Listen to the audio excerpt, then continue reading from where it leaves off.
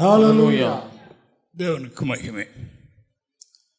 தேவனருடைய சொல்ல முடியாத ஈவுக்காக நானும் ஆண்டவருக்கு நன்றி சொல்கின்றேன். தேவனுக்கு மகிமை உண்டாவதாக. இப்போ இந்த வானது புலக வாழ்க்கையில் தேவனோடு வாழும் கிருபை தேவன் நமக்கு தந்திருக்கிறபடினா நாம் ஆண்டவருக்கு எத்தனை நாவுகள் இருந்தாலும் சொல்ல முடியாது, துதித்த முடியாது. அவ்வளோ பெரிய கிருபை தேவன் நமக்கு தந்திருக்கிறார். அதற்காக நம்ம ஆண்டவருக்கு நன்றி சொல்வோம்.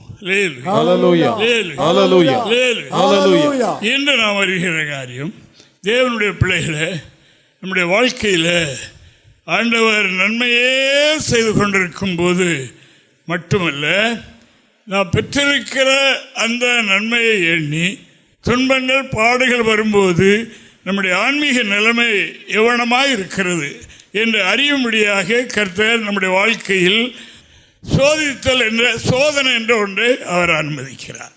பெரிய காரியங்கள் நடந்து கொண்டிருக்கும், அதில் நாம் கை கூர்ந்து கொண்டே இருப்போம்.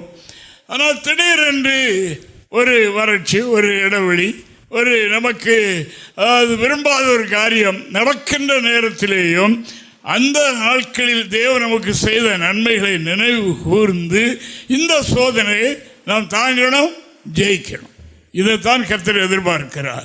அந்த நேரத்தில் நாம் பலகீனப்பட்டு போனால் அவர்கள் மீது ஆத்மா பிரியமாக இருக்காது. சோதனை காலத்தில் சோர்ந்து போவாயானால் உண்மையிலே என்னுடைய ஆத்மா பிரியமாக இருக்காது என்று வேத வாக்கியம் சொல்லுகின்றது.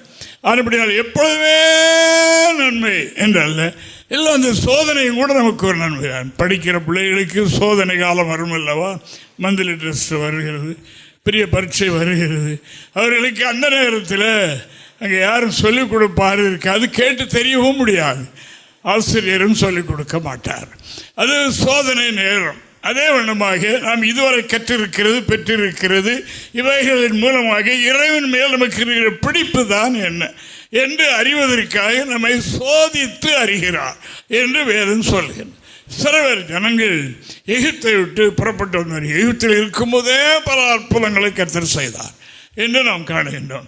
வழியில் வரும்போது அவர்களுக்கு பெரிய பெரிய அற்புதங்கள் எல்லாம் நடந்தது.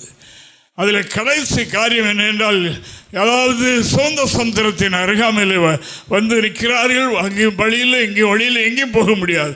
பின்னாலே அவர்களை அதாவது அனுப்பிவிட்ட பார்வோனும் அவருடைய சேனைகளும் ஆயுதங்களோடு, அதாவது யுத்த வீரர்களோடு அவர்கள் படையெடுத்து மறுபடியும் இவர்களை திருப்பி கொண்டு போக அல்லது கொண்டு போட வருகிறார்கள். இப்பொழுது அவருடைய கையிலிருந்தெல்லாம் விடுதலையாகி வந்தாகிவிட்டது. இப்போ இந்த நேரத்தில் இவர்களுடைய இருதயம் எப்படி இருக்கிறது? தேவன் இதிலிருந்து விடுவிப்பார் என்ற நம்பிக்கை இருக்கிறதா, இல்லை இதில் என்று குழந்து போகிறார்களா, ஆண்டவர் வாயினால் ஏதாவது தப்ப தவிர பேசுகிறார்களா என்கிறதைத்தான் அந்த இடத்தில் அவர் பார்க்கின்றார். அப்படினால் அவர் சோதித்து அறிகிற தேவன். வாசிப்போம். யாத்திராகமத்தின் புத்தகம் 15ஆம் அதிகாரம் 23வது வாக்கியத்தை வாசிப்போம். அவர்கள் மாராவிலே வந்தபோது, இப்போ இவர்கள் அங்கிருந்தெல்லாம் வழிநடந்து வந்து விட்டார்கள். வந்து சொந்த சமுத்திரத்தையும் தாண்டியாச்சு. ஆண்டவர் பெரிய மரக்கல் நடப்பித்து சொந்த சமுத்திரமே இரண்டாக பிரிந்து வழிவிட்டு அனுப்பக்கூடிய அளவுக்கு பட்டாந்தரையில் நடக்கிறது போல அவர்கள் அந்த சமுத்திரத்தின் மத்தியிலே நடந்து அக்கறை சேர்ந்தார்கள். அந்த இடத்துல மோசேயின் அக்காளாகிய மீரியாம் டேமரன் எடுத்துக்கொண்டு ஆடி பாடி குதித்து, ஆண்டவர் இவ்வளவு பெரிய வெற்றியை நமக்கு தந்து விட்டாரு என்று எண்ணி பார்வனை அவன் சேனைகளை சொந்த சமுத்திரத்தில் கவிழ்த்து போட்ட தேவனே உமக்கு நன்றி என்று துள்ளி சாடி டேமரின் அடித்து பாடினார்கள்.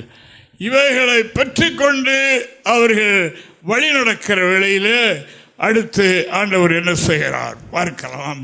அவர்கள் மாராவில் வந்தபோது மாராவின் தண்ணீர் கசப்பாக இருந்ததினால் அதை குடிக்க அவர்களுக்கு கூடாதிருந்தது. அதனால் அவ்விடத்துக்கு மாரா என்று பெயரிடப்பட்டது. அப்பொழுது ஜனங்கள் மோசேக்கு விரோதமாய் முறுமுறுத்து எண்ணத்தை குடிப்போம் என்றார்கள். மோசே கர்த்தரை நோக்கி கூப்பிட்டான். அப்பொழுது கர்த்தர் மோசேக்கு ஒரு மரத்தை காண்பித்தார். அதை அவர்கள் தண்ணீரில் போட்டவுடனே அது மதுரமான தண்ணீர் ஆயிற்று. அவர் அங்கே அவர்களுக்கு ஒரு நியாமத்தையும் ஒரு நியாயத்தையும் கட்டளையிட்டு அங்கே அவர்களை சோதித்தார். போதும், தேவனுக்கு மகிமை உண்டாவதாக. இங்கே இப்போ பெரிய ஒரு வெற்றியும் ஜெயத்தையும் பெற்று அவர்கள் கானானுக்கு நேராய் மோசேயினால் வழிநடத்தப்படுகின்றார்கள். அந்த கானானுடைய சிறப்பை குறித்து சொன்னது மோசே தான். மோசேக்கு தேவன் அறிவித்திருந்தார் கானானுடைய சிறப்பு எவ்வளவு பெரியது என்பதை. அந்த எண்ணத்தில் ஒரு மகிழ்ச்சியோடு வருகிறார்கள். வருகிற வழியில் தண்ணீர் இல்லை. தண்ணீர் எத்தனை நாள் இல்லை? இந்த வனாந்தரத்தில் 3 நாள் தண்ணீர் இல்லை என்று எழுதியிருக்கிறது. தேவனுக்கு மகிமை. வனாந்தரத்தில் 3 நாள் தண்ணீர் இல்லாமல் இருந்தால் எப்படி தாகம் இருக்கும் பாருங்க. தேவனுக்கு மகிமை. ஆண்டவராகி தேவனுக்கு ஸ்தோத்திரம் உண்டாவதாக. தண்ணீர் தாகம் மிகுதியாக வந்து விட்டது. இப்போ மாறா என்கிற இடம் வந்து அடைந்த போது அவர்கள் மாறாவில் உள்ள தண்ணீரை குடித்து தாகத்தை தீர்ப்பதற்காக தண்ணீரை அள்ளி குடித்தார்கள். அது கசப்பும் தோற்புமாக இருந்தது. இவருடைய மனமே உடைந்து எல்லாம் மறந்துட்டாங்க. ஆண்டவர் என்ன செய்தார்? அங்கே ஒரு சோதனை வைத்தார். அங்கே அவர்களை சோதித்தார். இதுவரைக்கும் அவர்கள் எவ்வளோ நன்மைகளை பெற்று வந்திருக்கிறார்கள். தூதர்கள் சாப்பிடுகிற அப்பா கூட அவர்களுக்கு கொடுக்கப்பட்டது. இதெல்லாம் நினைவில் வச்சிருக்கிறாங்களா? அல்லது இதை டோட்டலாக இந்த ஒரு கஷ்டத்தை கண்டுடனே மறந்துடுறாங்களா என்று அங்கே அவர்களுக்கு ஒரு நியமத்தை வைத்து சோதித்தார் ஆண்டவர். அந்த சோதனையில் அவர்கள் எப்படி இருந்தாங்க? முறுமுறுப்பினால் இறுதி நிறைந்திருந்தது. முறுமுறுப்பினால் மோசே மேல எரிச்சல், மோசே சொன்ன ஆண்டவர் மேல் எரிச்சல், எல்லாம் எரிச்சல். அப்படி அவர்கள் இருந்தார்கள் என்று எழுதியிருக்கிறது. இந்த வசனம் இன்று நமக்கு தரப்படுகின்றது. அன்பான தேவனுடைய பிள்ளைகள், எவ்வளோ நன்மைகளை கர்த்தரிடத்தில் பெற்றுக்கொள்ளுகிறோம், கண்டே இருக்கிறோம். இந்த உலகத்துக்குரிய நன்மைகளை மட்டுமல்ல, நம்ம ரட்சித்திருக்கிறாரு. இது பெரிய நன்மை. இது என்றோ நாம் மறக்கக்கூடாது. எதிலையும் மறக்கக்கூடாது. ஆமா, சீடர்கள் அவர்கள் ஊழியத்துக்கு ஆண்டவருடைய அதிகாரத்தை பெற்று ஊழித்து போனாங்க. ஆண்டவர் அவர்களுக்கு அதிகாரம் கொடுத்தார். பேயை துரத்த, நோயை சுகமாக்க, மக்களை ஆசீர்வதிக்க வரங்களை கொடுத்து அனுப்பினார். இவர்கள் போன இடத்திலெல்லாம் பேய்கள் ஓடுது, நோய்கள் எல்லாம் குணமாகுது. இவர்களுக்கு இந்த மகிழ்ச்சிக்கு கணக்கே இல்லை. தேவனுக்கு அந்த மகிழ்ச்சியில் ஆண்டவரிடத்தில் வந்தார்கள். ஏன்னா மகிழ்ச்சி இருக்கு, அடுத்த மகிழ்ச்சி மாறுமே. இந்த பூமியில் மகிழ்ச்சியெல்லாம் சிற்றின்பம் தானே. இதெல்லாம் இருக்கும், இன்றைக்கு இருக்கும், நாளைக்கு இருக்காது. இந்த உலக இன்பம் அவ்வளவுதான். இந்த இன்பம் பேரின்பம் அல்ல, நிரந்தரமான இன்பமும் அல்ல. ஆனபடினால அந்த இன்பத்தை உடையவர்கள் தான் எதிலையும் நிற்பார்கள். இப்போ சொன்னபோது ஆண்டவரிடத்துல சொன்னாங்க, ஆண்டவரே, நாங்கள் போய் உடைய நாமத்தினால பேய்களை துரத்தினோம், ஓடுது. நோய்களை கைகளை வைத்தால் நோய்கள் எல்லாம் சோமாகுது என்று மகிழ்ச்சி நான் நிற்கிறேன். ஆண்டவர் சொன்னார், இதனால் நீங்கள் மகிழண்டா. எதுல மகிழனா? உங்கள் பெயர் ஜீவ புஸ்தகத்தில் எழுதியிருக்கிறது. நீங்கள் இன்று மரித்தாலும் உங்களுக்கு ஒரு ராஜ்யம், அங்கே உங்களுக்கு ஒரு ஸ்தானம், அங்கே அனுபவிக்க போகிற இன்பம் துன்பமும் கலந்தது அல்ல. உலகத்தில் உள்ள ஐஸ்வர்யம் துன்பம் கலந்தது. இறைவன் கொடுக்கிற ஆசீர்வாதம் வேதனை இல்லாத ஐஸ்வர்யம். தேவன் தருகிற ஆசீர்வாதத்தில் வேதனை கிடையாது. உலகத்திலிருந்து கிடைக்கிறவைகளிலே வேதனை உண்டு. ஆனால் இதுக்காக சந்தோஷப்படா என்று சொன்னார். ஆனபடியினால் அருமையானவர்களே, நம்முடைய வாழ்க்கையிலேயும் அதாவது இப்படிப்பட்ட நிகழ்ச்சிகள் சில விடையில் நடக்கலாம். நமது மூலம் நம்மை கொண்டு அதில் நாம் ரொம்ப திருப்தி இல்லை. அடுத்தால துன்பம் வரும்போது இதை மறந்துடக்கூடாது. அதனால் இப்படியெல்லாம் செய்கிற தேவன் இந்த தண்ணீரை நல்ல தண்ணீராக்கி தரமாட்டாரா, என்னால் வேறு நல்ல தண்ணீர் தரமாட்டாரா என்ற நம்பிக்கை இல்லை. நம்பிக்கை இல்லாமல் அவர்கள் முறுமுறுக்க ஆரம்பித்தார்கள். கொஞ்சம் குறைஞ்ச உடனே முறுமுறு, எல்லாம் மறந்து விட்டு வாயில் இருந்ததெல்லாம் சொல்லிவிடுகிறார்கள். அதுதான் நம்மிடத்தில் இருக்கக்கூடாது என்று வேதம் சொல்லுகின்றது. தேவனுக்கு மகிமை. ஏன் இவர்களிடம் அந்த மோசையும் 3 நாள் தண்ணி இல்லாமல் தானே இருக்கிறாரு. அவருக்கு இருக்க நம்பிக்கை என்ன? அவர் இதை கேட்ட உடனே இவர்கள் படுகிற உத்தரவுகள், இவர்கள் கொடுக்கிற முறுமுறுப்பு நெருக்கங்கள் பார்த்த உடனே அவர் என்ன செய்தார்? ஆண்டவரிடத்தில் ஜெபம் பண்ணினார் என்று அடுத்தடுத்து எழுதியிருக்கு.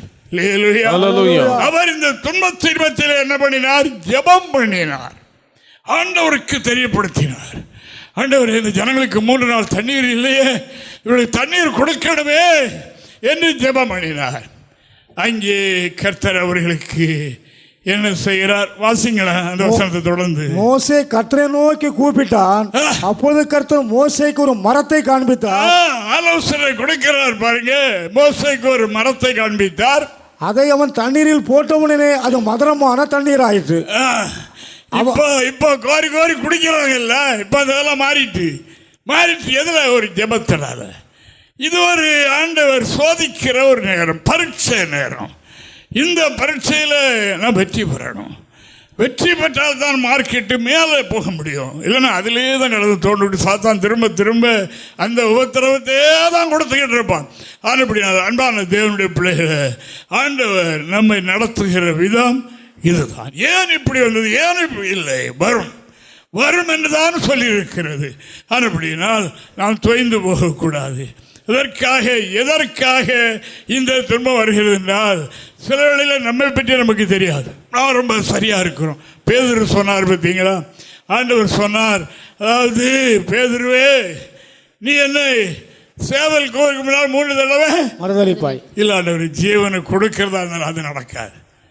அதெல்லாம் இவர் ஆண்டவரே எனக்கு கிருபைதார், அந்த நேரத்தில் தாங்கும் சக்தி மேற்கொள்ள ஜெயிக்க கிருபைதார் தான் கேட்கணுமே ஒழிய, இல்லை நான் பெரிய ஆள் நான் நின்றுவிடுவேன் இல்லை. நம்மை சமயத்தில் சோதிக்கும் போது நம்மளுடைய குறைகளை கண்டுபிடிக்க ஆண்டவர் இந்த சோதனை ஆகிய நெருக்கத்தை அல்லது ஒரு கசந்த வாழ்க்கையை ஒரு தோற்பான தண்ணீரை கொடுத்தது போல நம்முடைய வாழ்க்கையிலையும் இருக்கும். தேவனுக்கு மகிமை. உபாகம புஸ்தகத்தில் இப்படி நாம் படிக்கின்றோம். உபாகமம் 8ஆம் அதிகாரம் 2 முதல் வாசிங்க. உன் தேவனாகிய கர்த்தர் உன்னை சிறுமைப்படுத்தும்படிக்கும் தம்முடைய கட்டளைகளை நீ கைக்கொள்வாயோ கைக்கொள்ள மாட்டாயோ என்று அவர் உன்னை சோதித்து உன் இருதயத்தில் உள்ளதை நீ அறியும்படிக்கும். போதும், தொடர்ந்து எழுதியிருக்கிறது. தேவனுக்கு மகிமை. உன்னுடைய இருதயத்தை நீ அறியும்படி. கர்த்தர் அறிந்திருக்கிறார், அவருக்கு எல்லா இருதயமும் தெரியும். உன்னுடைய நம்முடைய இருதயத்தை நமக்கு தெரியாது. சில வேளையில எல்லாரும் விட நாம இப்ப ரொம்ப வளர்ந்து போயிட்டோம் வானங்கிட்ட அப்படின்னு நாம எண்ணுவோம். அதுக்கு தான் இப்படி ஒரு சோதனை. இந்த சோதனையை கொடுத்தா எவ்வளவு வளர்ந்துருக்கிறோம், இதுவரைக்கும் பெற்றுக்கொண்ட நன்மைக்கு எந்த நன்றி உணர்வு எவ்வளவு இருக்கிறது நம்மளே என்று அறியும்படியாக சோதித்தாராம். 40 வருஷ காலமாக அவருடைய வறட்சியின் பாதையில ஏன் நடத்துகிறார் என்றால், நீங்கள் கற்பனை கை கொள்ளவில்லை, கட்டளைகளை கை கொள்ளவில்லை. அதாவது தேவன் அவ்வப்போது இப்போ இங்கே என்ன செய்கிறார் பாருங்க. அங்கே ஒரு வாசிங்க பார்ப்போம் தொடர்ந்து. அவர் அங்கே அவர்களுக்கு ஒரு நியாமத்தையும் ஒரு நியாயத்தையும் கட்டளையிட்டு அங்கே அவர்களை சோதித்து அங்கே ஒரு நியமம், ஒரு நியாயம், அங்கே ஒரு கட்டளை. இப்படி நெருக்கங்கள் வரும்போது, அதாவது என்ன ஆண்டவரை செய்யணும்னு கேட்கும் போது அதுக்கு ஒரு புகலிடத்தை ஆண்டவர் விடுவார். இப்ப மோசேக்கு ஒரு நியமம், ஒரு நியாயம், கட்டளை இட்டார். அதை அவர் அப்படியே செய்தார். ஆண்டவர் சொன்னார், தண்ணீர் தித்திப்பாகும், அந்த மரத்தில் கிளைய விட்டு உள்ள போடு அப்படி என்று சொன்னார். அப்படினால் இது நியமம், ஆண்டவர் அவ்வப்போது தருகிற ஆலோசனை. தேவனுக்கு மகிமை உண்டாவதாக. அப்படினால் இப்பொழுது நான் பார்க்கிற காரியம் என்ன என்றால், அன்பான தேவனுடைய பிள்ளைகளே, அங்கே தேவன் இவ்வளவு பெரிய வெற்றியை கொடுத்து விட்டு அவர்களை கர்த்தராகிய தேவன் மாறாவில் கொண்டு விட்டு சோதித்தார். இவர்கள் எப்படி இருக்கிறார்கள் என்று உபாகமத்தில் நான் படித்த இஸ்ரவேல் ஜனங்களை 40 நாளைக்குள்ளே கானானுக்குள் போக வேண்டிய பயணத்தை சுத்தி வர வைத்தார். எதற்காக? உன்னுடைய இதயத்தை நீ அறியணும். நீ கட்டளை கை கொள்கிறாயா? கட்டளை கை கொள்ளாதனால் உனக்கு இந்த சோதனைகள் வருகிறது என்று அறிகிறாயா என்று புரிந்து கொள்ள வைப்பதற்காக சோதனையை அனுமதிக்கிறார் என்று வேதம் சொல்லுகிறது. சோதனை எதற்காக? அங்கே ஒரு நியமத்தையும் நியாயத்தையும் கட்டளையிட்டு கை கொள்வாயோ கை கொள்ள மாட்டாயோ என்று அறிவதற்காக இந்த சோதனை. அப்படினால் நம்முடைய வாழ்க்கையில் சோதனை வரும். Hallelujah. இது சோதனையில எல்லாருக்கும் உண்டு, எனக்கு உண்டு, உங்களுக்கு உண்டு, எல்லாருக்கும் உண்டு. இந்த சோதனை படிக்கிற பிள்ளைங்க இடையில போறாங்க, பரீட்சை வைக்காம பாஸ் பண்ணி விட்டுறணும், ஒரு வருஷத்துலேயே பாஸ் பண்ணியே விட்டுறணும் அப்படின்னு கேட்டாங்க. தேவனுக்கு மகிமை அப்படி கிடையாது. ஆண்டவர் அதாவது நான் இதுவரைக்கும் பெற்றுக்கொண்ட நன்மை, அவரிடத்திலிருந்து பெற்றுக்கொண்ட நன்மைகள், அவரிடத்திலிருந்து அடைந்திருக்கிற மகிழ்ச்சிகள், விடுதலைகள், ஆசீர்வாதங்கள் எவ்வளவுக்குள்ள வச்சிருக்கிறோம். ஆண்டவர் எப்படிப்பட்டவர், எதையும் செய்ய வல்லவர் என்ற எண்ணம் நமக்கு இருக்கிறதா என்று நாம் அறியும்படியாக அவர் அப்படி செய்வார். அதில் நாம் என்ன செய்யணும்? வெற்றி பெறணும். கர்த்தரால விட்டுற மாட்டார். அப்படித்தான் எனக்கு நீச்சல் படி தந்தது எங்க ஊர்ல ஒரு ரவுடி பையன். தேவனுக்கு மகிமை. கேட்டீங்களா? நான் தண்ணீரை கண்டா ரொம்ப பயந்து ஓடுறாள். அவன் எப்படியாவது நம்ம நீச்சல் படிக்க வச்சிடணும். ஏன்னி தண்ணீர் கிணறு மௌள இருக்கிறது. ஞாயிற்றுக்கிழமை எல்லாரும் அதில் தான் குளிப்பாங்க. சண்டே இவன் எப்படியோ ஒழிச்சிருந்து என்னை தூக்கி தண்ணிக்குள்ள போட்டு எங்கேயோ மறந்துக்கிட்டான். தேவனுக்கு மகிமை. இப்போ என்ன சோதனை எங்கே போகுது? இவன் எங்கேயும் போல தண்ணிக்குள்ள எங்கேயும் ஒழிச்சு இருக்கிறான். இது ஆபத்தின தூக்குறது தான். தேவனுக்கு மகிமை. உயிருக்கு பயந்து கையை கால் அடித்து நீந்த படித்தோம். எவ்வளவு பெரிய தண்ணீரை நீந்தலாம் என்று கற்றுக்கொண்டோம். நம்முடைய வாழ்க்கையில சோதனை எதற்கு தருகிறார்? நீந்த படிக்கிறதுக்கு தான். பறவைகளை பார்த்தால் தன்னுடைய குஞ்சுகளுக்கு பறக்க கற்றுக் கொடுப்பதற்கு என்னெல்லாமோ வித்தைகளை பண்ணி பறக்க வச்சிடும். அதே மாதிரி நம்மளை பெரியவர்களாக்க நம்ம தேவன் மேலே நாம் உறுதியாக அவரை பற்றி கொள்வதற்கு இவைகளெல்லாம் அனுமதிக்கிறார். சோதனையில் சோர்ந்து போக வேண்டாம். திராணிக்கு மிஞ்சி சோதிப்பதற்கு ஒரு அநீதி உள்ள தேவன் அல்லவே. தேவனுடைய பிள்ளைகளே, சோதனை நம்முடைய தகுதி அவருக்கு தெரியும். ஆனால் இந்த சோதனையினுடைய நம்பிக்கை, விசுவாசம், இதுவரை கடந்து வந்த பாதையில் என்ன பெற்றிருக்கிறோம், தேவன் யார் என்று தெரிந்திருக்கிறோம் அல்லவா, அதை இருக்க பிடித்துக் கொள்ள வேண்டும் என்று ஆண்டவர். அது வித்தியாசமா இருக்கும். நம்மை சோதிப்பதற்காக ஆபிரகாம் 25 வருஷம் காத்திருந்தார் ஒன்றை பிள்ளையை பெற்றுக்கொள்ள. கொடுத்துவிட்டு கொடுக்க வரைக்கும் அவர் காத்திருந்தார். தேவனை பின்பற்றியே வந்தார். கொடுத்துவிட்டு அவர் நல்ல கொழுகுழந்த ஒரு வாலிபனாக இருக்கிற நேரத்தில் ஒரு சோதனை வச்சார். ஆண்டவர் சொன்னார், பலி செலுத்துவாயா என்று கேட்கவில்லை, பலி செலுத்து. நேசகுமாரன் ஏக புதல்வருமாகிய ஈசாக்கை மோரியா மலைக்கு அழைத்து சென்று அங்கே எனக்கு பலி செலுத்து. எப்படி சோதனை? அவரெல்லாம் விசுவாசிதான். அவர் விசுவாசிதான் எல்லாவற்றையும் விட்டு வந்தார். ஊரையும் உலகத்தையும் பெற்றவர்களையும் மற்றவர்களையும் உறவையும் விட்டு தான் வந்தார். ஆனால் அப்போ சொல்லல, இப்போ சொல்றார். வாசிங்க ஆதியாகமம் 22 வசனம் 1-2 வசனங்களை வாசிப்போம். இந்த காரியங்கள் நடந்த பின்பு தேவன் ஆபிரகாமை சோதித்தார். எவ்வளவு பெரிய சோதனை வாசிங்க. எப்படியெனில் அவர் அவனை நோக்கி ஆபிரகாமே என்றார். அவன் இதோ அடியேன் என்றான். அப்பொழுது அவர், உன் புத்திரனும் உன் ஏகசுதனும் உன் நேசகுமாரனுமாகிய ஈசாக்கை நீ இப்பொழுது அழைத்துக் கொண்டு மோரியா தேசத்துக்கு போய் அங்கே நான் உனக்கு குறைக்கும் மலைகள் ஒன்றின் மேல் அவனை தகன பலியாக பலியிடு என்றார். பலி செலுத்து என்று சொல்லிவிட்டார். இந்த காரியங்களுக்கு பிறகு ஆண்டவர் ஆபிரகாமை சோதித்து அந்த சோதனையில் இருக்கிறத அழித்து போடவா இல்லை. நம்முடைய பிடிப்பு எங்கே இருக்கிறது? கர்த்தருடைய வார்த்தை இப்பொழுது நம்புகிறோமா? தரித்திரமாக இருக்கும் போது நம்பினோம், நெருக்கப்படும் போது நம்பினோம்.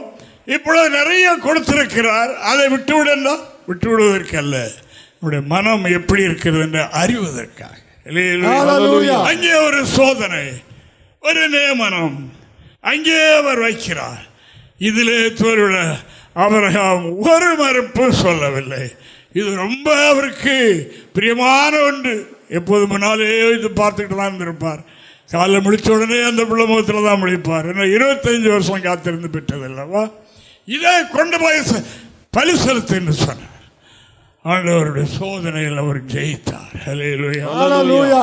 என்று இன்றைக்கும் அவர் விசுவாசிகளுக்கு தகப்பனாக இருக்கிறார். ஹல்லேலூயா. உலகத்திலிருந்து கடந்து போகிற பரிசுத்தவான்கள் எல்லாம் அவருடைய மடியில் தான் கொண்டு விடப்படுகின்றார். நம்மை உயர்த்துவதற்காகத்தான் சோதனை. ஹல்லேலூயா. அந்த சோதனையில் நாம் மிரண்டு விடாமல், வாயில் எதையாவது வந்தது சொல்லிவிடாதபடி, மறுப்பு சொல்லாதபடி, அப்படி அல்ல ஆண்டவர் என்று 2 பேர் சொன்னாங்க. தேவனுக்கு ஆனால் அப்படின்னா அதோடைய பேக்ரவுண்டு எப்படி ஆச்சுன்னு நமக்கு தெரியும். தேவனுக்கு மகிமை. ஆனால் அப்படின்னா அன்பான தேவனுடைய பிள்ளைகளை, இந்த நாளில் கர்த்தருடைய வார்த்தை எதுவாக இருந்தாலும் சரி, ஆண்டவரே உம்முடைய சுத்தம், என்னை நீர் அழித்து போட, என்னை கெடுத்து போட அல்ல, என்னை பற்றிய உம்முடைய சுத்தத்தை நிறைவேற்றுவதற்காக இப்போ சோதிக்கிறீர், செய்கிறேன் என்று சொன்னார். சாராவுடைய கர்ப்பம் செத்தது, என்னுடைய சரீரமும் செத்தது. அப்பவும் நீர் அதை செய்தீர் அல்லவா சொன்னது. இப்போ அவனை நான் பரிசீலித்து விட்டால் அந்த சாம்பல் இருந்து உயிரோடு எழுப்புவீர் என்று நம்புகிறேன் என்று ஒப்பு கொடுத்தார். அங்கே இந்த காரியத்துக்கு பிறகு ஆபிரகாமை கர்த்தர் சோதித்தார். பயங்கர சோதனை. அதை ஆபிரகாம் ஜெயித்தார். என்று நமக்கு அதுதான் கர்த்தராகிய தேவன் மாறாவிலே தேவனுடைய ஜனங்கள், இஸ்ரவேல் ஜனங்கள் எகிப்தை விட்டு வெளியே வந்து கானானுக்கு பயணம் செய்கிற அவருடைய வாழ்க்கையில் ஒரு கசப்பான வாழ்க்கையை கொடுத்தார். ஒரு சமாதானம் இல்லாத, தித்திப்பு இல்லாத, தண்ணீர் குடிக்க முடியவில்லை. தாகம், நான் 3 நாள் தண்ணீர் குடித்து 3 நாள் ஆச்சு, தாகம் உயிரெடுக்கிறதே, இப்படி ஒரு தண்ணியா என்று அவர்கள் முறுமுறுத்தார்கள். அப்படி ஃபெயில் ஆகிடக்கூடாது, நம்ம அதை பாஸ் பண்ணணும் என்று கர்த்தர் விரும்புகிறார். கடினமாகத்தான் இருக்கும், கேட்கவும் முடியாது, யாரும் சொல்லி தர மாட்டார்கள். பரீட்சை அல்லவா, இது சோதனை காலம், இதை நான் ஜெயிக்கணும் என்று கர்த்தருடைய வார்த்தை சொல்லுகிறது. எல்லா மனிதர்களை பற்றியும் கர்த்தருக்கு தெரியும். ஆனால் அவர் என்ன செய்கிறாராம்? நீதிமானை சோதித்து அறிகிறார். இந்த சோதனையில் அவனை முழுவதும் அறிகின்றார் என்று சங்கீதக்காரன் 11ஆம் சங்கீதம் 5வது வாக்கியத்தில் இங்கே தாவீது ராஜா சொல்லுகிறதை நான் பார்க்கலாம். அவர் நீதிமானை சோதித்து அறிகிறார். நீதிமானை சோதித்து அறிகிறார். சோதனையில் வாயினால் ஒன்றும் சொல்லாவிட்டாலும் இருதயம் எப்படி இருக்குது, இருதயம் எப்படி இருக்குது, எப்படி இருக்குது, இப்படி சொல்லிட்டாரு, இப்படி சொல்லிட்டாரு, இப்படி சொல்லிட்டாரு, இப்படி கேட்டாரு, இதெல்லாம் நடக்கிற காரியமா என்று எண்ணுகிறார்களா? சோதித்து அறிகின்றார், சோதித்து அறிகின்றார். கர்த்தருடைய பிள்ளைகளே, நம்முடைய வாழ்க்கையில பற்பல வகையான சோதனை வரலாம். கர்த்தருக்காக என்னுடைய வாழ்க்கையில எத்தனை அர்ப்பணம் செய்திருக்கிறேன், ஆண்டவருக்காக ஜீவிக்கிறேனே, சிறிய காரியமானாலும் அறிக்கை செய்து சுத்தமாய் கொண்டுதானே இருக்கிறேன். ஆனாலும் சோதனையா, இவ்வளவு பெரிய சோதனையா? எதற்காக? உன்னதத்திற்கு உயர்ந்த ஸ்தானத்துக்கு கொண்டு போவதற்காக, வாழ்க்கையை உயர்த்த முடியாக, அநேகருக்கு நம்ம எடுத்துக்காட்டாக ஒரு சாட்சியாய் நிறுத்துவதற்காக. ஆபிரகாமுடைய சரித்திரத்தை ஆபிரகாம் என்று சொல்வதற்கே நம்ம தகுதி, அவ்வளவு பெரிய ஆளவர், தேவனுக்கு மகிமை. ஆனபடியால், அதாவது அந்த தேவ மனிதன் இன்றைக்கு எத்தனை கோடி மக்களுக்கு சாட்சியா இருக்கிறார் பாருங்க. வேதத்தில் இதை படிக்கிறவங்களெல்லாம் அறிகிறார்களே. நம்மையும் அப்படி ஆக்குவதற்காக, உயர்த்துவதற்காக, இவ்வளவு பெரிய சோதனையில் யோபை போல இவ்வளவு உறுதியாக இருந்து விட்டார்களே, சோதனையை ஜெயித்து விட்டார்களே என்று சொல்லும் அளவுக்கு, அது எந்த சோதனை? சோதனை உண்டு, சோதனை உண்டு, இல்லைன்னு சொல்லல. நீதிமான்களை வாழ வாழ சோதனை உண்டு. அதுல என்ன பண்ணுவார்? கைவிட்டுருவாரா? கைவிட மாட்டார் என்று நீதிமொழிகள் 29ஆம் அதிகாரம் 1வது வாக்கியத்தில் இங்கே பக்தன் சொல்லுகின்றார். நீதிமொழி சாலமோன் சொல்லுகிறதை வாசிப்போம். ஒருவனும் தொடராதிருந்தும் துன்மார்க்கர்கள் ஓடி போகிறார்கள், நீதிமான்களோ சிங்கத்தை போல தைரியமா இருக்கிறார்கள். ஓடி போகிறார்கள், சோதனை காலத்தில், நெருக்க காலத்தில் போகிறார்கள். நீதிமான் என்ன சொல்வார்? சிங்கத்தை போல தைரியமா இருப்பான்.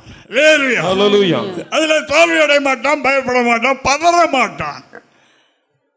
ஆனா பக்தன் கொண்டு போட்டாலும் அவர் மேல் நம்பிக்கை கொண்டு போட மாட்டார். கொண்டு போடுவதற்கு அல்ல, நம்மை தாழ்ந்து போக செய்வதற்கு அல்ல. நம்முடைய வாழ்க்கையில் சில மாதங்களோ வருடங்களோ நாம் விரும்பாத சில காரியங்களை கேட்க, அனுபவிக்க, மன உளைச்சல் அடையக்கூடிய நமக்குள்ளே இருக்கிறது கர்த்தர் அறிவார். ஆனால் அப்படி நம்முடைய வாழ்க்கை இருக்கலாம். ஆனால் இதற்காக நம்ம ஒரு உயர்வுக்கு கொண்டு போவதற்காக அப்படி கர்த்தர் செய்கிறார். நீதிமானை சோதித்து அறிந்து அவன் அதில் நின்று விட்டான், அதில் அவன் மிரளவில்லை, அதில் கடவுளை விட்டு கொஞ்சமும் விலகவில்லை என்று தெரியும் போது உயர்த்துகிறார். அவர்கள் இன்றைக்கு விசுவாசிகளுக்கு தகப்பன், அவர் விசுவாசிகளுக்கு தகப்பனாக இருக்கிறார். அவருடைய மடியில் தான் லாசர் கொண்டு விடப்பட்டார் என்று நாம் வேதத்தில் வாசிக்கிறோம். எல்லா நீதிமான்களும் அங்கே கொண்டு போகப்படுகின்றார்கள். அந்த கிருபையை தேவன் நமக்கு வைத்திருக்கிறார். நாம் அவருடைய பிள்ளைகளாக இருக்கிறபடியினால் ஆண்டவராகி தேவன் நம்மை சோதிப்பார். அவர் அவருடைய தகுதிக்கு தகுந்தவாறு, சூழலுக்கு தகுந்தவாறு சோதிப்பார். அந்த சோதனையை நாம் என்ன செய்யணும்? ஜெயிக்கிறவர்களுக்கு வைத்திருக்கிற நன்மைகள் அநேகம். இங்கே 2வது நாம் பார்க்கிறோம். யோபின் புத்தகத்தை படிக்கும்போது 23ஆம் அதிகாரம் 10வது வாக்கியத்தை நான் வாசிக்கும் போது, இந்த யோபு புருஷனுக்கு ஏற்பட்ட சூழலை தவறுனால் அல்ல, சாத்தானுக்கும் தேவனுடைய மனிதனுக்கும் உள்ள அந்த நேரடி ஃபைட்டிங். ஆண்டவர் சொன்னார், நீ என்ன பண்ணினாலும் சரி, அவர் என்னை விட்டு விலக மாட்டான், என்னை குறை சொல்ல மாட்டான், தூசிக்க மாட்டான். என்ன செய்வது? ஜீவன் மட்டும் என் கையில் இருக்குது, மற்றெல்லாம் எல்லா கொடுமைங்கிறீங்க. படிக்கும் போதே நமக்கு உடம்பு மைசில் இருக்குது, அவ்வளோ பெரிய கொடுமை. உதவினால் பதறி பேசவும் இல்லை, பாவம் செய்யவும் இல்லை. அப்படிப்பட்ட ஒரு நீதிமான், அவருடைய நம்பிக்கை எப்படி இருந்ததான்? வாசிங்க 23ஆம் அதிகாரம் 10வது வாக்கியத்தை பார்க்கலாம். ஆனாலும் நான் போகும் வழியை அவர் அறிவார், அவர் என்னை சோதித்த பின் நான் பொன்னாக விளங்குவேன். நம்பிக்கை எப்படி? சோதனை எதற்கு? அவர் எப்படி அறிந்திருக்கிறார் பாருங்க. எல்லாம் போயாச்சு, ஒன்றும் கிடையாது, மனைவி மட்டும்தான் இருக்கு. எல்லாம் போயிட்டு உடம்பும் போச்சு, உடம்பும் குஷ்டரோகமும் ஆயிடுச்சு. தேவனுக்கு மகிமை. பெரிய சோதனை. அருமையான 10 பிள்ளைகள், எல்லாம் வாலிப பிள்ளைகள், ஒரே நேரத்தில் எல்லாம் போயிட்டு சோதனை. ஓ சோதனை! ஹல்லேலூயா, ஹல்லேலூயா. அவருடைய உள்ளத்து நம்பிக்கை என்ன? சோதித்த பின் சுத்த பொன்னாக. சோதனை ஒரு நாள் எனக்கு முடியும். அப்பொழுது என்ன பண்ணாங்க? பொன்னுகள் எல்லாம் பூமியிலிருந்து எடுக்கப்படுகிற வயறுகிற எல்லாமே அதில் அழுக்கு உண்டு, பூமியில் உள்ள அழுக்கு அதில் உண்டு. அதை புடமிட்டு தான் சுத்தவனாக மாற்றுவது. அதுக்கு பிறகு தான் அதுக்கு மதிப்பு. அதான் விரும்புவாங்க எல்லாரும். அப்படிப்பட்ட ஒரு பொன்னாக மாற்றுவதற்கு என்ன இந்த சோதனை களத்தில் வைத்திருக்கிறார். அவரில் எந்த விதமான குற்றமும் இல்லை. அவர் ஆண்டவர்கிட்டே சொல்றார், ஆண்டவரே நான் என்ன தப்பு பண்ணேன்? தப்ப நீர் என்ன செய்யணும்? சுமத்துறையான தராசில வைத்து என்னை நிறுத்து பாரும். மற்ற சாதாரண தராசில் அல்ல, சுமத்துறையான தராசில வைத்து என்னுடைய குற்றத்தை சொல்லும். அப்படிப்பட்ட ஒரு நீதிமான். அவருக்கு ஏற்பட்ட சோதனை, அவர் என்ன அறிந்திருந்தார்? அதான் அறிவு. அந்த அறிவு தானே வேணும். இன்னைக்கு அறிவு பெருத்தவர்கள், நோவு பெருத்தவர்கள் மாதிரி உலகத்தில் நிறைய நோவு பெருத்தவங்க இருக்காங்க. அறிவு அறிவு அறிவு அறிவு சந்தரமண்டலம் வரைக்கும் எங்கெல்லாம் போகிறான். அறிவு நோவு பெருத்தவன அறிவு இருமாப்பை உண்டாக்கும். தேவனுக்கு மகிமை. இங்கே இவர் என்ன அறிந்திருந்தார்? யாராவது தீபங்களை சொன்ன யாராவது நம்புவாங்களா? நான் இப்படி ஆயிரம் அதுக்கு தான் இப்படி நான் நம்புவாங்களா? அவருக்குள்ளே அந்த நம்பிக்கை வைத்திருந்தார். இது சோதனை எனக்கு ஏன் எனக்கு இந்த சோதனை என்றால், என்னை சுத்த பொன்னாக மாற்றுவதற்காக. சுத்த பொன்னாக நான் விளங்குவேன். அநேக முக்கியமான இடத்தில் நான் இடம் பெறுவேன். என்னை எல்லோரும் ஏற்றுக்கொள்வார்கள், மதிப்பார்கள். அதனால் அழுக்கெல்லாம் நீக்கிறார். அதே மாதிரி நம்மில் இருக்கிற அழுக்கு நமக்கு தெரியாது. தெரிந்ததையே நான் அகற்றாவிட்டால் தெரியாத எப்படி கர்த்தர் சொல்லித்தர முடியும்? தெரிந்தது என்னென்ன தெரிந்தது உடனே தூங்கக்கூடாது, உடனே அகற்றிடணும். நாம் அறிந்து கொண்ட அறிவு என்ன என்றால், நெருப்பை மடிக்குள் வைத்துக் கொண்டு தூங்கினால் காலைக்குள்ளே வஸ்திரம் எல்லாம் எரிந்து போய்விடும். அது நெருப்பு.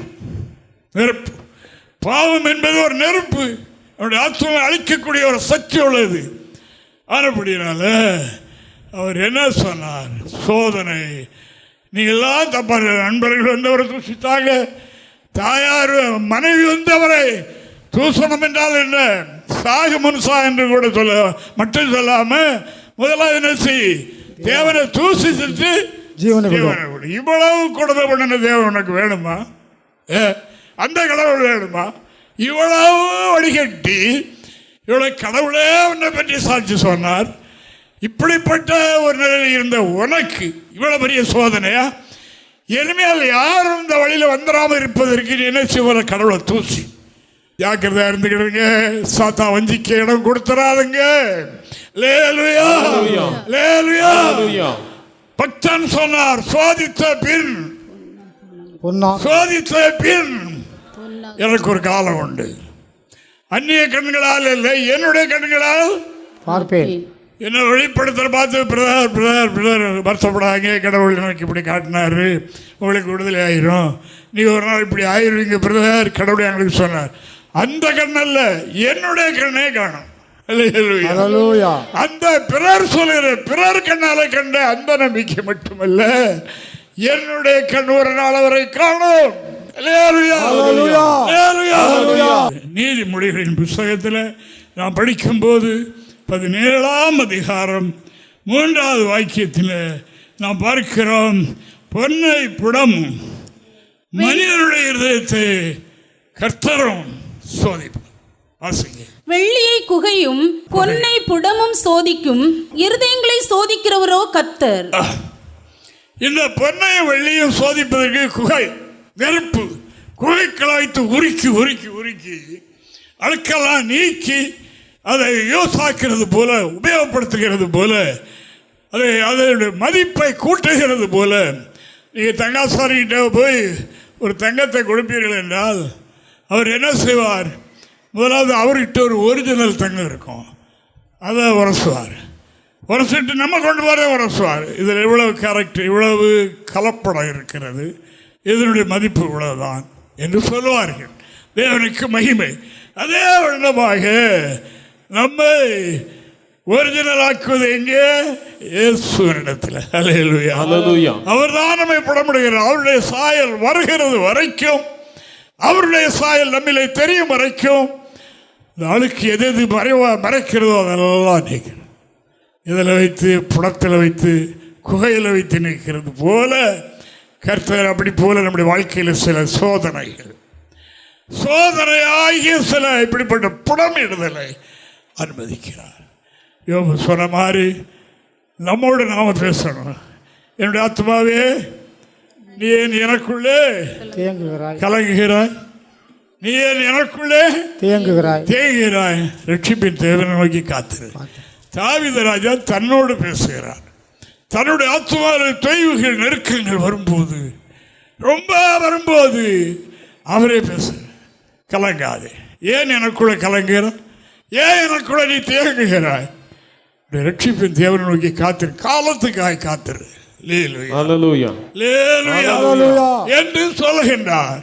அப்படினால நம்மை புடமிடுகிறது, நம்மை சோதிக்கிறது யார்? கர்த்தர். கர்த்தர் நம்மை சோதிப்பார். அதுவும் இந்த வெள்ளியும் பொன்னையும் புடமிடுகிறது போல ஒரு வகையான சோதனையாகத்தானே தெரியும். ஆனால் அதுக்கு அது கவலைப்படுகிறது இல்லை. அது தண்ணீராக இந்த பொண்ணை இழக்க இழக்க தண்ணீராக அந்த ரூபம் மாறி தண்ணீராக மாறிடும். பாஸ்டர் சொன்னாங்க ஒரு நாள், எங்களோட ஒரு பையன் வேலை பார்த்தான், அவன் தங்காசாரி மகன். அவங்ககிட்ட கேட்ட, உங்கள் அப்பா அந்த வேலை பார்க்குறாரு, ஊதிக்கிட்டே இருக்காரு, எது வரைக்கும் ஊதுவார்? நானும் ஒரு நாள் பார்த்துருக்கேன், தண்ணியாக நிற்குது அவருக்கு முன்னால், ஊதிக்கிட்டே இருக்கார் அப்படி என்று அவர் சொல்லுகிறார். அந்த பையன் என்ன சொல்லுகிறான், இந்த எங்கள் அப்பா இருக்காருல, ஊதுறாருல்ல, இவருடைய முகம் அந்த தண்ணியில் தெரிய வரைக்கும் ஊதுவார். அந்த அந்த பொருளால் இழகி இருக்கிற அந்த தண்ணீரில் இருக்கிற அழுக்கு போக போக இவருடைய முகம் அங்கே விழுந்துடும். அல்லேலூயா. இயேசுவின் சாயல் நம்மில் காணும் வரைக்கும். அல்லேலூயா. அப்படித்தான் வேதம் சொல்லுகின்றது. இப்பொழுது தேவனுடைய பிள்ளைகளாக இருக்கிறோம். எவ்விதமாக இருப்போம் இப்பொழுது தெரியவில்லை. ஆயினும் அவர் வெளிப்படும் போது ஒப்பாக இருப்போம் என்று அறிந்தோம். இந்த நம்பிக்கை யாரிடத்தில் இருக்கிறதோ அவர்கள் தங்களை சுத்திகரித்துக் கொள்கிறார்கள். இருக்கா? ஆமா. தேவனுக்கு மகிமை. ஆனபடினால் அந்த நம்பிக்கை இருக்கிற அந்த நம்பிக்கைக்குரிய இடத்தை அடைய வரைக்கும் ஊதிக்கிட்டு தான் ஊத நெருப்பு பற்றிக்கிட்டே இருக்கும். அதுதான் ஊதுறது. தேவனுக்கு மகிமை. ஆனபடினால் ஆண்டவர் நம்மை இப்படி யோபு இந்த பரம ரகசியத்தை அவர் அறிந்திருந்தபடியினால் சொல்லுகிறார், எனக்கு இவ்வளவு பெரிய சோதனை, நீதிமானுக்கு இவ்வளவு பெரிய சோதனையா என்று நினைக்கிறீர்களா? அவர் என்னை ஒரு நாள் இப்படி ஆக்குவார். நம்முடைய வாழ்க்கையில தேவ சாயல் வர வேண்டும்.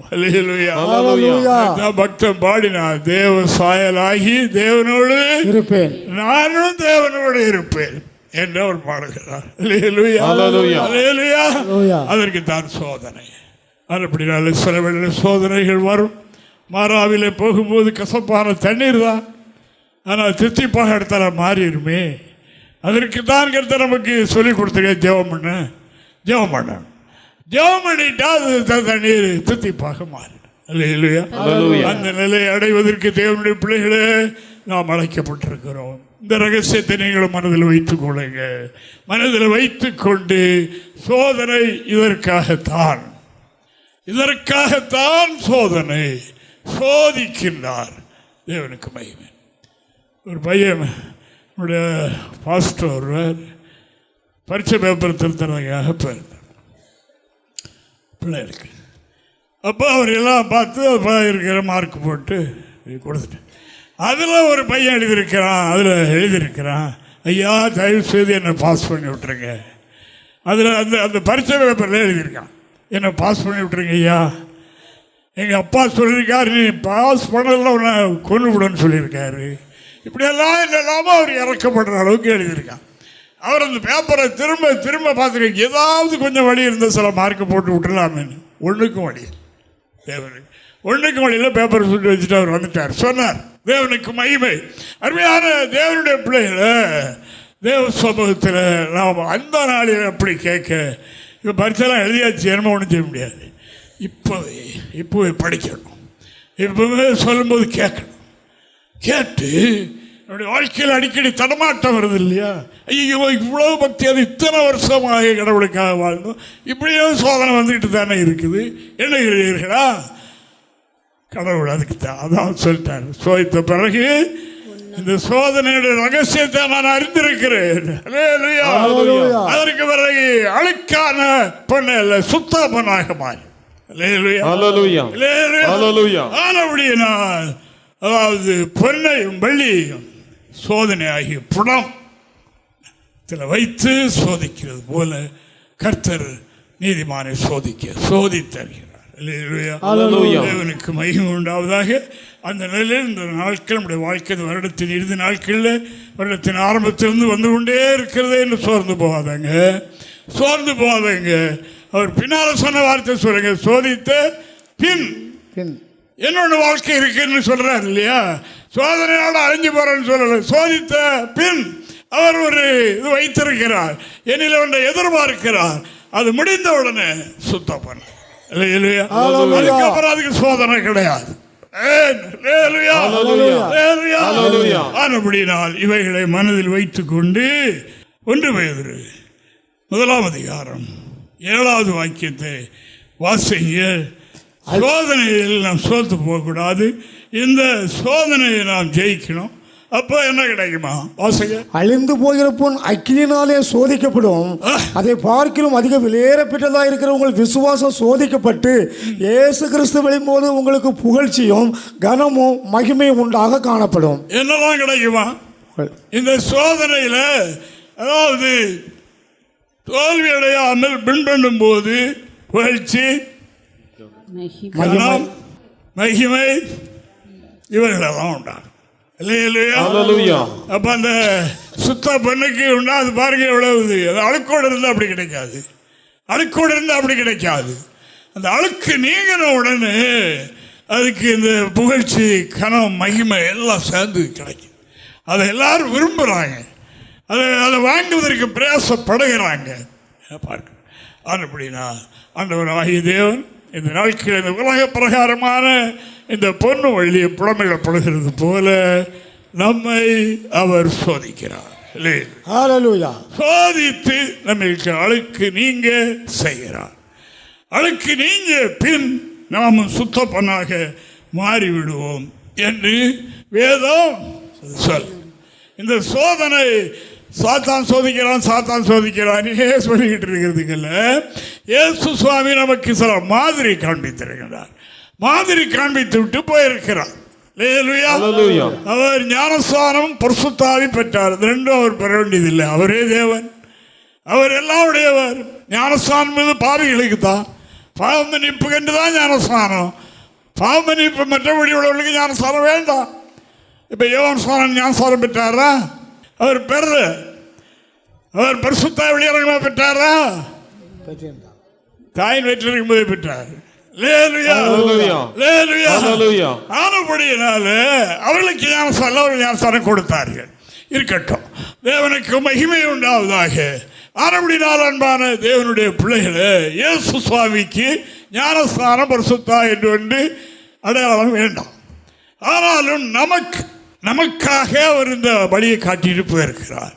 அப்படினால அவர் ஞானஸ்தானம் பரிசுத்தாவை பெற்று கரையேறின உடனே சாஸ்திரால் சோதிக்கப்படுவதற்கு ஆவியானவரால் ஆவியானவர் அவரை சோதிக்க கொண்டு போனார். ஜெயித்தாரா? ஜெயித்தார். அவர் தான் நமக்கு வழிகாட்டி. நானே வழியும் சத்தியமும் ஜீவனுமாய் இருக்கிறேன், என்ன அல்லாமல் ஒருவன் பரலோகத்துக்கு வரான். நான் காண்பித்த மாதிரியின்படி யார் நடக்கலையோ அவர் பரலோகத்துக்கு வரமாட்டார்கள் என்று கர்த்தர் சொல்லிவிட்டார். தேவனுக்கு மகிமை.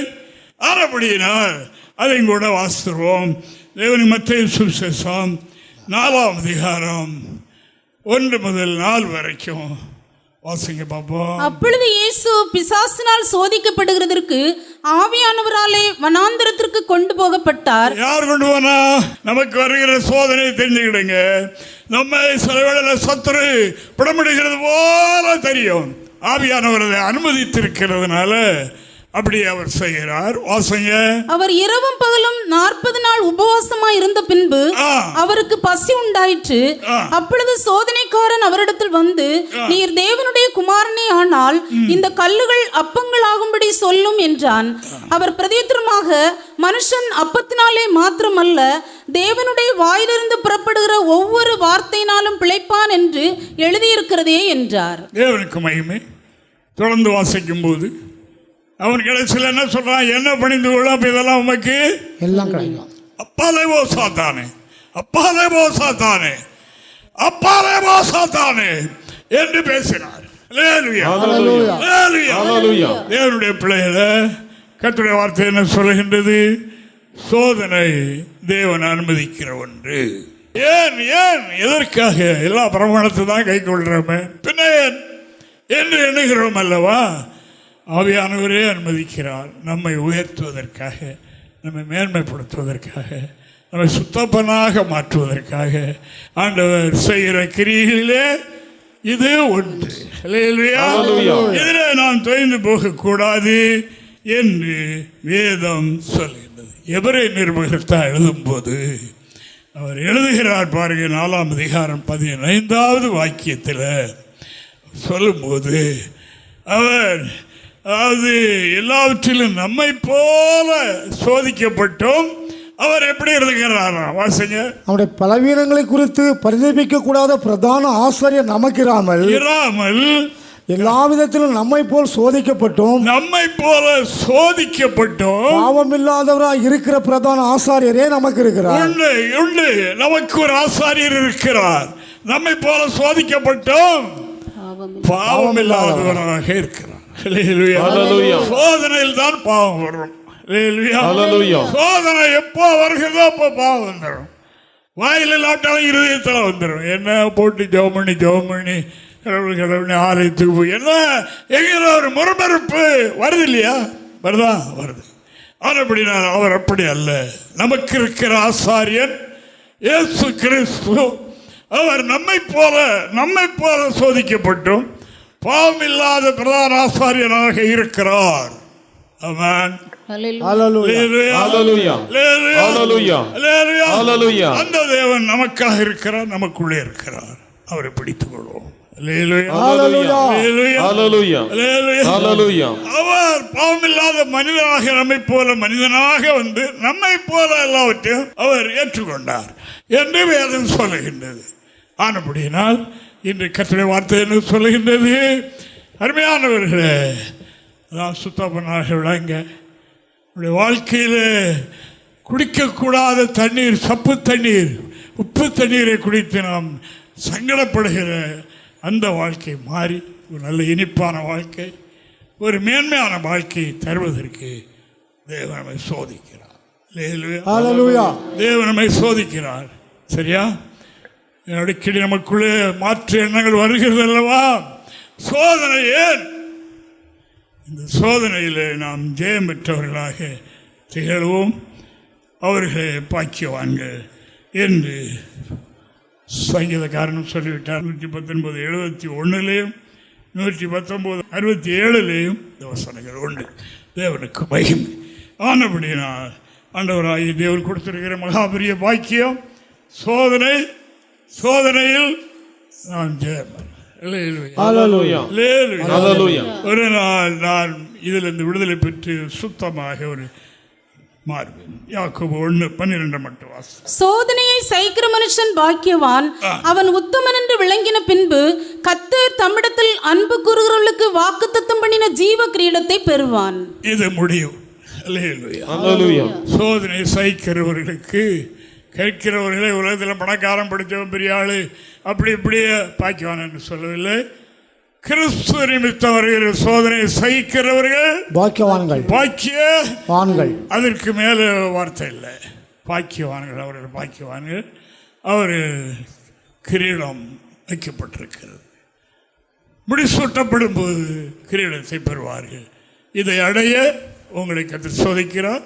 சோதித்த பின் இந்த நிலை அடைவும் கர்த்தர் நம்மை ஆசீர்வதிப்பாராக. ஆமென். தொடர்பு கொள்ள வேண்டிய முகவரி: புதிய எருசலேம் சபை 3/248A தெற்கு சானல் கரை, அனந்தன் பாலம், சாலேம் நகர், ஆசாரிப்பள்ளம் போஸ்ட், நாகர்கோவில் 629201.